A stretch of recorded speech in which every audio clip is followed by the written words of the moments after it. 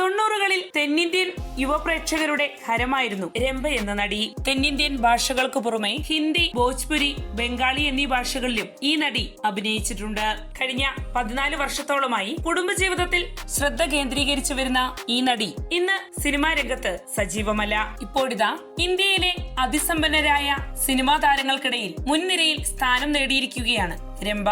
ബോളിവുഡ് താരങ്ങളായ ഹൃതിക് റോഷൻ, സൽമാൻ ഖാൻ എന്നിവരെക്കാൾ സമ്പന്നയാണ് ഈ നടി.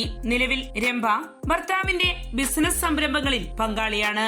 കാനഡയിലെ പ്രമുഖ വ്യവസായിയായ ഇന്ദ്രകുമാർ പത്മനാഭനാണ് രംഭയുടെ ഭർത്താവ്. അദ്ദേഹം മാജിക് വുഡ്സ് എന്ന കമ്പനിയുടെ ഡയറക്ടറാണ്. 5ഓളം കമ്പനികളാണ് ഇന്ദ്രകുമാർ നടത്തിവരുന്നത്. നിലവിൽ 2000 കോടി രൂപയോളം ആസ്തി രംഭ ഇന്ദ്രകുമാർ ദമ്പതികൾക്കുണ്ടെന്നാണ് റിപ്പോർട്ടുകൾ സൂചിപ്പിക്കുന്നത്. 2010ലാണ് രംഭ ഇന്ദ്രകുമാർ പത്മനാഭനെ വിവാഹം കഴിച്ചത്. വിവാഹശേഷം ടൊറന്റോയിലേക്ക് നടി താമസം മാറി.